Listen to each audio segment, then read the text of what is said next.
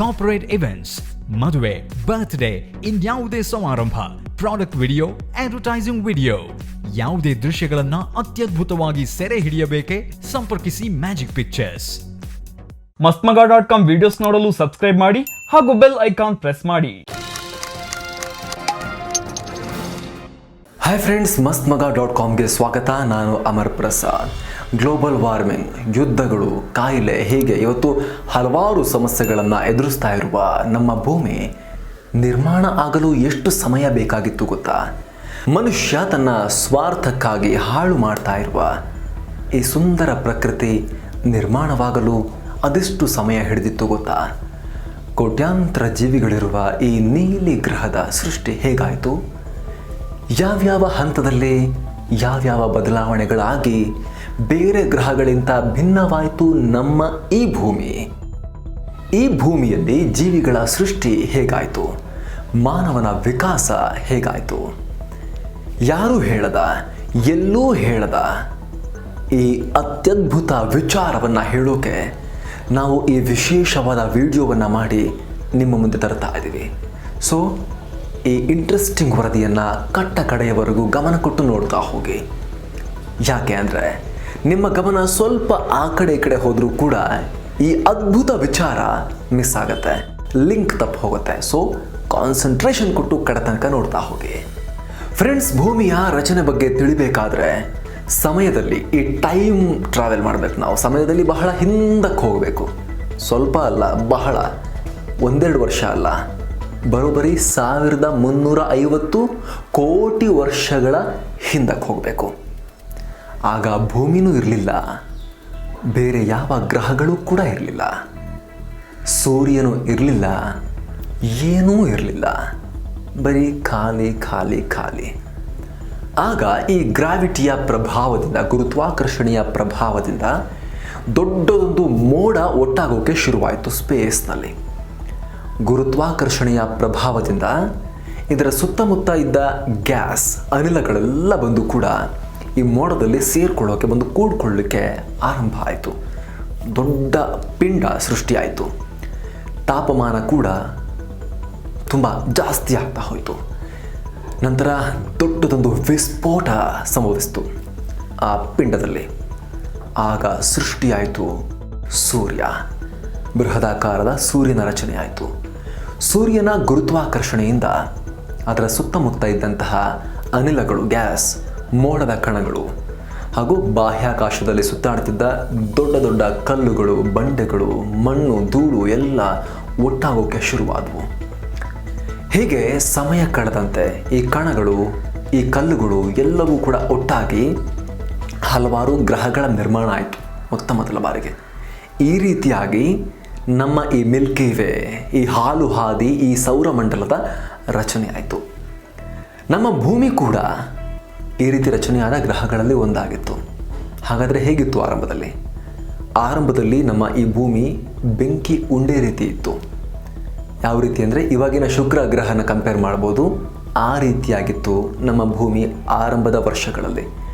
ಇಂದಿನಿಂದ 450 ಕೋಟಿ ವರ್ಷಗಳ ಹಿಂದೆ ನಮ್ಮ ಈ ಭೂಮಿಯ ಮೇಲ್ಮೈ ಕುದಿತಾ ಇರುವ ಲಾವಾದಿಂದ ಕಂಪ್ಲೀಟಾಗಿ ಎಲ್ಲ ದಿಕ್ಕುಗಳಿಂದಲೂ ಕೂಡ ಆವರಿಸಿತ್ತು. ಅಂದರೆ ಭೂಮಿಯ ಮೇಲ್ಮೈ ತಾಪಮಾನ 1200 ಡಿಗ್ರಿ ಸೆಲ್ಸಿಯಸ್ನಷ್ಟಿತ್ತು. ನಂಬರ್ಸ್ ನೆನ್ಪಿಟ್ಕೊಳ್ಳಿ, ಹೋಗ್ತಾ ಹೋಗ್ತಾ ಚೇಂಜ್ ಆಗುತ್ತೆ ಇದು. ಇಲ್ಲಿ ಆಕ್ಸಿಜನ್ ಹೆಸರೇ ಇರಲಿಲ್ಲ. ಭೂಮಿ ಮೇಲೆ ನಿರಂತರವಾಗಿ ಕ್ಷುದ್ರ ಗ್ರಹಗಳ ಮಳೆನೇ ಸುರಿತಾ ಇತ್ತು. ಕಲ್ಬಂಡೆ ಕ್ಷುದ್ರ ಗ್ರಹಗಳಲ್ಲಿ ಬಂದು ಬೀಳ್ತಾ ಇದ್ವು. ಈ ಕ್ಷುದ್ರ ಗ್ರಹಗಳು ಭೂಮಿಗೆ ಅಪ್ಪಳಿಸಿ ಹಲವಾರು ಕಿಲೋಮೀಟರ್ ಉದ್ದದ ಲಾವಾ ನದಿಗಳನ್ನು ಸೃಷ್ಟಿ ಮಾಡ್ತಾ ಇದ್ವು. ಆ ರೀತಿ ಆಗ್ತಾ ಇತ್ತು. ಅಂದರೆ ಆಗ ಆ ಕ್ಷುದ್ರ ಗ್ರಹಗಳು ಭೂಮಿಯಿಂದ ಬಹಳ ದೂರದಲ್ಲಿರಲಿಲ್ಲ. ನಮ್ಮ ಈ ಭೂಮಿಯ ಸುತ್ತಲೇ ಅವು ಸುತ್ತಾಡ್ತಾ ಇದ್ವು ದೊಡ್ಡ ಸಂಖ್ಯೆಯಲ್ಲಿ. ಅಷ್ಟು ಮಾತ್ರ ಅಲ್ಲದೆ ನಿರಂತರವಾಗಿ ಬಂದು ಭೂಮಿ ಮೇಲೆ ಆ ಕ್ಷುದ್ರ ಗ್ರಹಗಳು ಬೀಳ್ತಾ ಇದ್ವು, ಅಪ್ಪಳಿಸ್ತಾ ಇದ್ವು. ಹೀಗಿರುವಾಗ ಮಂಗಳ ಗ್ರಹದ ಆಕಾರದ ಒಂದು ದೊಡ್ಡ ಗ್ರಹ ಥಿಯಾ ಅನ್ನುವಂತಹ ಗ್ರಹ ಸೆಕೆಂಡ್ಗೆ 15 ಕಿಲೋಮೀಟರ್ ವೇಗದಲ್ಲಿ ಬಂದು ನಮ್ಮ ಈ ಭೂಮಿಗೆ ಆ ಆರಂಭದ ದಿನಗಳಲ್ಲೇ ಅಪ್ಪಳಿಸ್ತು ಅಂತ ಒಂದು ಥಿಯರಿ ಇದೆ. ಇದರಿಂದನೇ ನಮ್ಮ ಸುಂದರವಾದ ಮೂನ್, ಚಂದಮಾಮ ಚಂದ್ರ ಇದರ ನಿರ್ಮಾಣ ಆಯಿತು ಅಂತ ಒಂದು ಥಿಯರಿ ಹೇಳುತ್ತೆ. ಅದು ಕೂಡ ಸಡನ್ನಾಗಿ ಆಗಲಿಲ್ಲ. ಮೊದಲಿಗೆ ಏನಾಯಿತು, ಈ ಮಂಗಳನ ಸೈಜ್ನ ಒಂದು ಗ್ರಹ ತಿಯ ಬಂದು ಭೂಮಿ ಮೇಲೆ ಅಪ್ಪಳಿಸಿದಂಥ ಸಂದರ್ಭದಲ್ಲಿ ಭೂಮಿಯ ಸುತ್ತಲೂ ಕಲ್ಲಿನ ಕಣಗಳು ಸೃಷ್ಟಿಯಾದವು. ತುಂಬ ದೊಡ್ಡ ಈ ಬಾಹ್ಯಾಕಾಶದ ಕಸ ಡೆಬ್ರಿಸ್ ಸೃಷ್ಟಿಯಾದವು. ಈಗ ಶನಿಗ್ರಹದ ಸುತ್ತ ಬಳೆ ಇದೆಯಲ್ಲ, ಆ ರೀತಿ ಬಳೆಯ ನಿರ್ಮಾಣ ನಮ್ಮ ಭೂಮಿಯ ಸುತ್ತ ಕೂಡ ಆಗಿತ್ತು, ಕಲ್ಲುಬಂಡೆಗಳದ್ದು. ಆ ರಿಂಗ್ಗಳು ಶನಿಗ್ರಹದ ಸುತ್ತ ಇರೋ ರೀತಿಯಲ್ಲಿ ನಮ್ಮಲ್ಲೂ ಭೂಮಿ ಸುತ್ತ ಕೂಡ 2 ಭಾಗಗಳಾಗಿ 2 ಲೇಯರ್ ಆಗಿ ಡಿವೈಡ್ ಆದವು. ಹೆಂಗಿತ್ತು, ಚಂದ್ರ ಕೂಡ ಆಗಿರಲಿಲ್ಲ. ಇವಾಗ ಚಂದ್ರನ ಜಾಗನ ತಗೊಂಡ್ರೆ ಒಂದು ಚಂದ್ರನ ಈಚೆ ಇತ್ತು, ಒಂದು ಚಂದ್ರನ ಆಚೆ ಇತ್ತು. ಮಧ್ಯದಲ್ಲಿ ಸ್ವಲ್ಪ ಸ್ಪೇಸ್ ಕ್ರಿಯೇಟ್ ಆಗಿತ್ತು ಆ ರಿಂಗ್ನಲ್ಲಿ. ಈ ರೀತಿ ಇತ್ತು. ಚಂದ್ರ ಇರಲೇ ಇಲ್ಲ ಆಗ. ನಿರಂತರವಾಗಿ ಈ ಕಲ್ಲಿನ ರಾಶಿ ಏನಾಗ್ತಿತ್ತು, ಈಗ ಶನಿಗ್ರಹದಲ್ಲಿ ಸ್ಟೇಬಲ್ ಆಗಿ ಅಲ್ಲೇ ಇದಾವಲ್ಲ, ಆದರೆ ಭೂಮಿ ಸುತ್ತ ಹಂಗಿರಲಿಲ್ಲ. ಒಂದು ಭೂಮಿ ಬೀಳ್ತಾ ಇದ್ವು ಕಲ್ಲುಗಳು.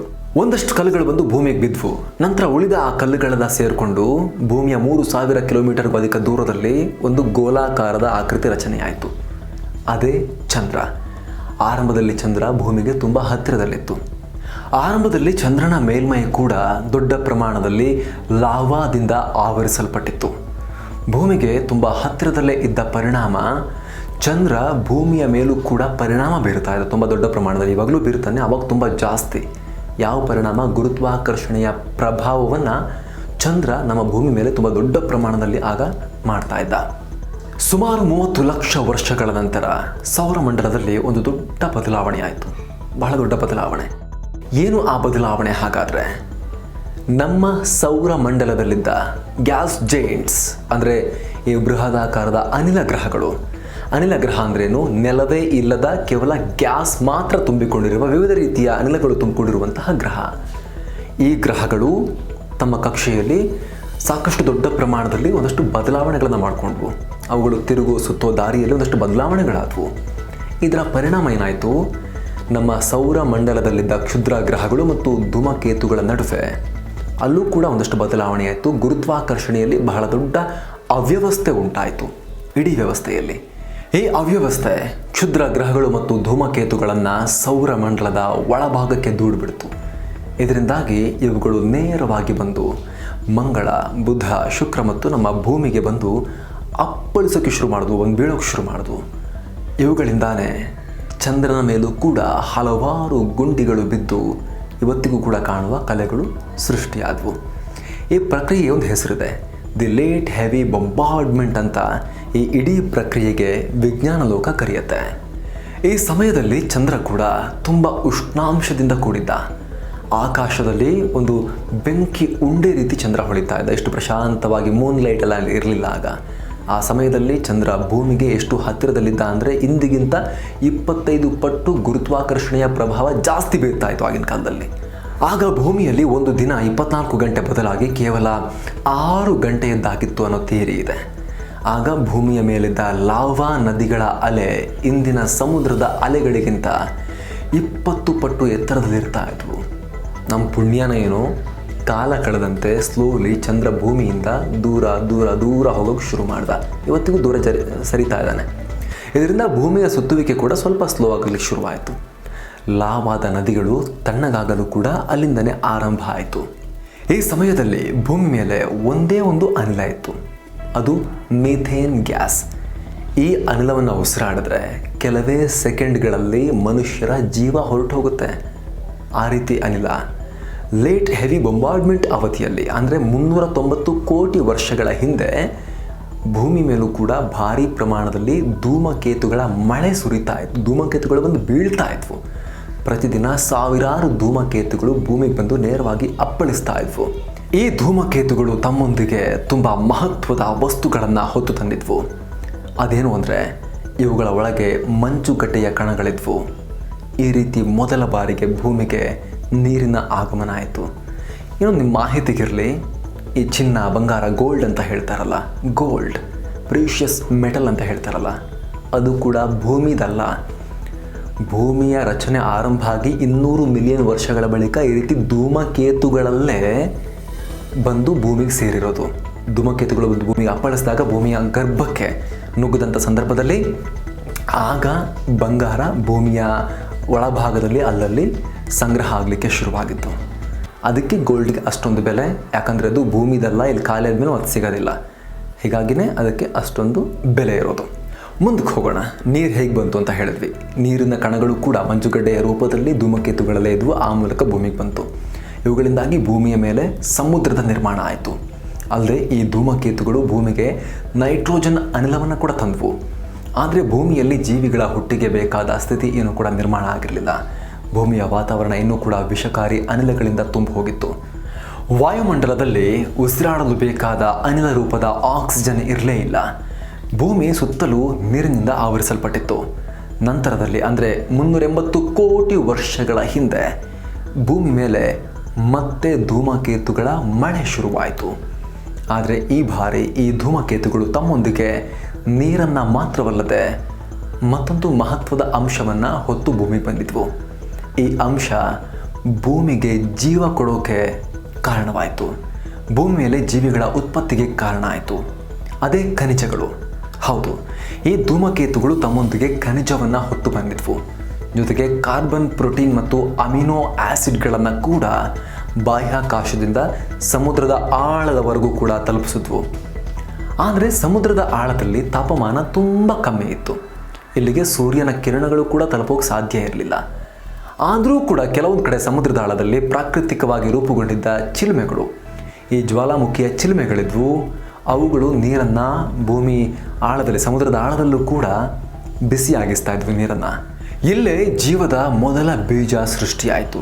ಅದು ಹೇಗಾಯಿತು ಅಂತ ಯಾರಿಗೂ ಸರಿಯಾಗಿ ಗೊತ್ತಿಲ್ಲ. ಆದರೆ ಇಲ್ಲೇ ಖನಿಜಗಳು, ರಾಸಾಯನಿಕಗಳು ಒಟ್ಟಾಗಿ ಜೀವದ ಮೊದಲ ಬೀಜವನ್ನು ಬಿತ್ತಿದ್ವು.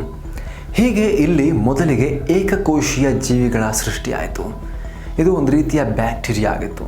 ಈ ಬ್ಯಾಕ್ಟೀರಿಯಾಗಳ ಸಂಖ್ಯೆ ಸಮುದ್ರದಲ್ಲಿ ಹೆಚ್ಚಾಗ್ತಾನೆ ಹೋಯಿತು. ನೋಡ್ತಿದ್ದಂತೆ ಇಡೀ ಸಮುದ್ರದ ನೀರು ಈ ಬ್ಯಾಕ್ಟೀರಿಯಾಗಳಿಂದ ತುಂಬಿ ಹೋಯಿತು.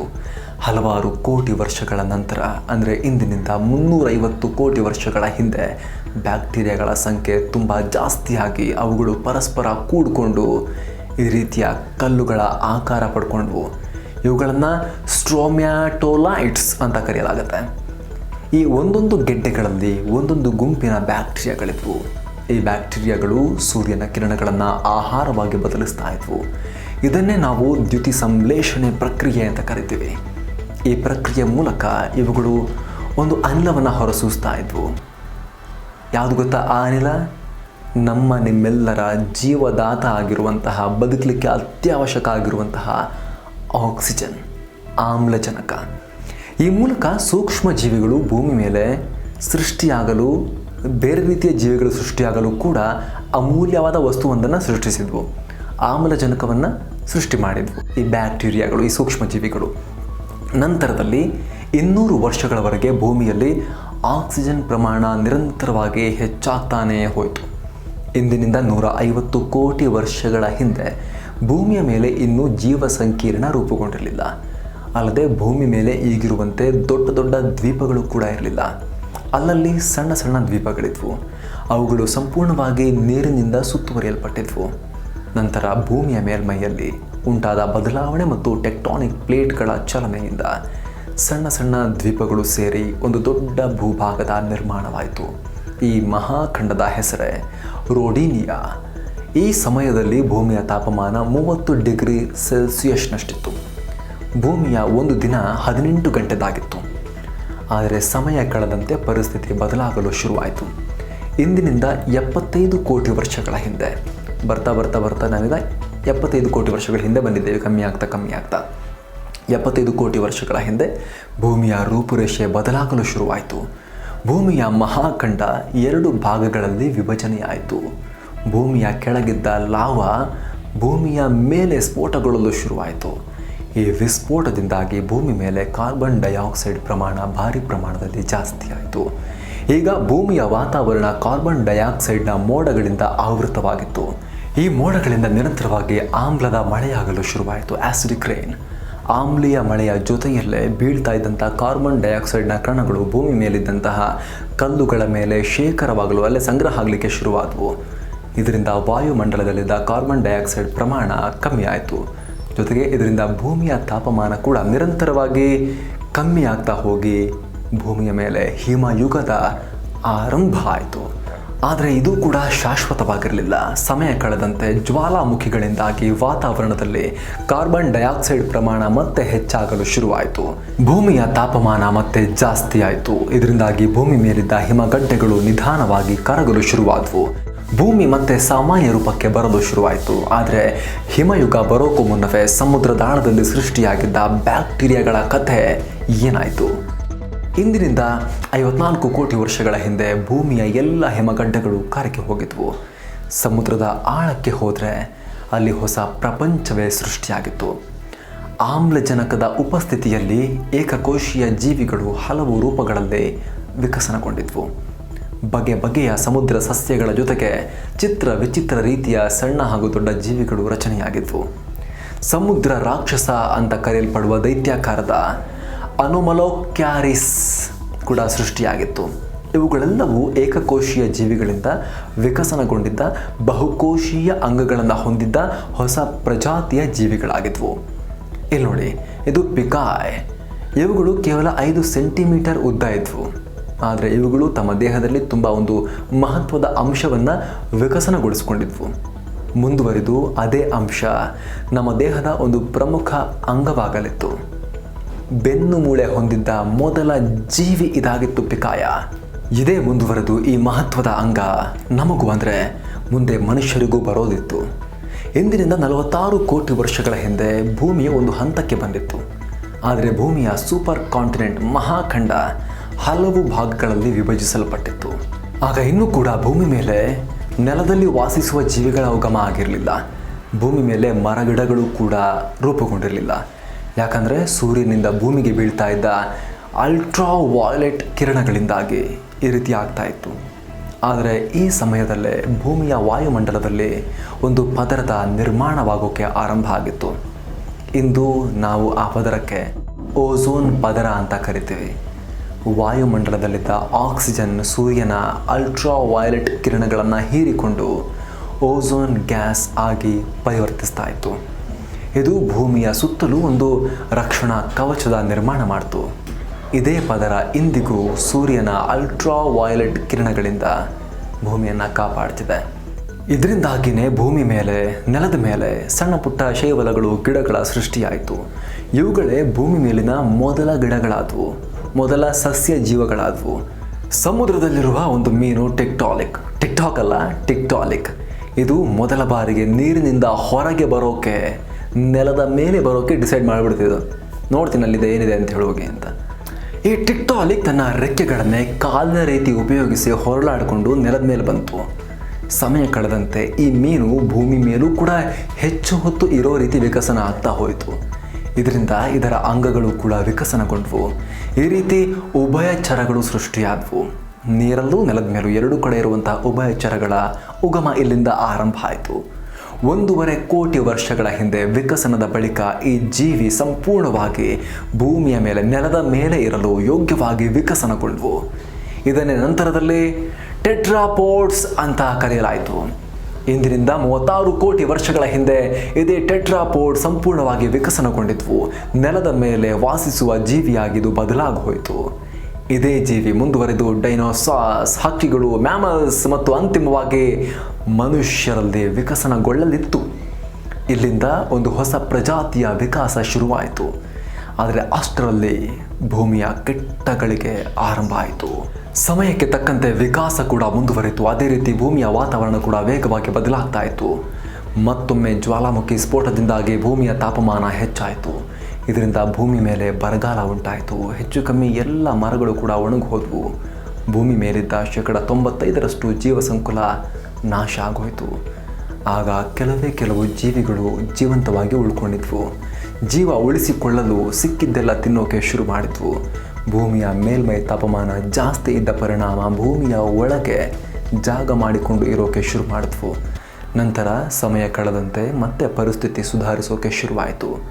ಭೂಮಿಯ ವಾತಾವರಣ ಮತ್ತೆ ಸಾಮಾನ್ಯ ಸ್ಥಿತಿಗೆ ಬರೋಕೆ ಆರಂಭ ಆಯಿತು. ಇಂದಿನಿಂದ ಸುಮಾರು 20 ಕೋಟಿ ವರ್ಷಗಳ ಹಿಂದೆ ಭೂಮಿಯ ರೂಪುರೇಷೆ ತುಂಬ ಬದಲಾಗಿ ಹೋಯಿತು. ಜ್ವಾಲಾಮುಖಿ ಸ್ಫೋಟದಿಂದಾಗಿ ಹೊಸ ಭೂಭಾಗದ ನಿರ್ಮಾಣ ಆಯಿತು. ಎಲ್ಲವೂ ಒಟ್ಟಿಗೆ ಸೇರಿ ಒಂದು ಮಹಾಖಂಡದ ರಚನೆಯಾಯಿತು.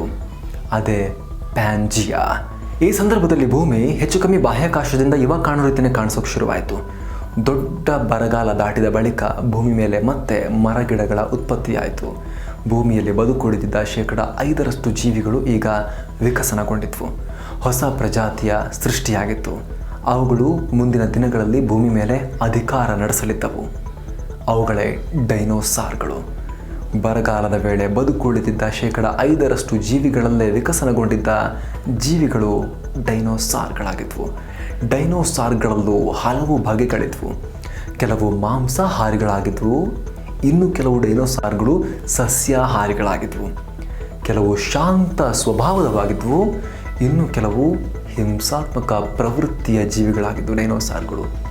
ಡೈನೋಸಾರ್ಗಳು ಕೂಡ ದೀರ್ಘಕಾಲದವರೆಗೆ ಭೂಮಿಯನ್ನು ಆಳಿದ್ವು, ರೂಲ್ ಮಾಡಿದ್ವು ಭೂಮಿ ಮೇಲೆ. ಸುಮಾರು 14 ಕೋಟಿ ವರ್ಷಗಳವರೆಗೆ ಇವುಗಳು ಭೂಮಿ ಮೇಲೆ ಇದ್ವು. ಸ್ನೇಹಿತರೆ, ಇದು ಪಾರ್ಟ್ 1. ನಂತರ ಏನಾಯಿತು ಮುಂದೆ? ಈ ಡೈನೋಸಾರ್ಗಳು ಆಳ್ತಾ ಇದ್ದ ಡೈನೋಸಾರ್ಗಳು ಎಲ್ಲಿ ಹೋದ್ವು? ಮಾನವ ಎಲ್ಲಿಂದ ಬಂದ? ಇದೆಲ್ಲವನ್ನು ಮುಂದಿನ ಎಪಿಸೋಡ್ನಲ್ಲಿ, ಇದರ ಪಾರ್ಟ್ 2ನಲ್ಲಿ ನಿಮಗೆ ಹೇಳ್ತಾ ಹೋಗ್ತೀವಿ. ಅದಕ್ಕೂ ಮುನ್ನ mastmaga.comನ ಈ ಚಾನಲ್ಗೆ ನೀವು ಸಬ್ಸ್ಕ್ರೈಬ್ ಆಗಿಲ್ಲ ಅಂದರೆ ಈ ಕೂಡಲೇ ಸಬ್ಸ್ಕ್ರೈಬ್ ಮಾಡಿ, ಬೆಲ್ ಐಕಾನ್ ಮೇಲೆ ಕ್ಲಿಕ್ ಮಾಡಿ ನಮ್ಮನ್ನು ಬೆಂಬಲಿಸಿ. ಈ ರೀತಿ ಉಪಯುಕ್ತ ಮಾಹಿತಿಯನ್ನು ನಾವು ನಿಮ್ಮ ಮುಂದೆ ಸರಳ ಭಾಷೆಯಲ್ಲಿ ತರ್ತಾನೆ ಇರ್ತೀವಿ. Thank you so much. ಮತ್ತೊಂದು ವಿಡಿಯೋದಲ್ಲಿ ಮತ್ತೆ ಸಿಗೋಣ. ನಮಸ್ತೆ.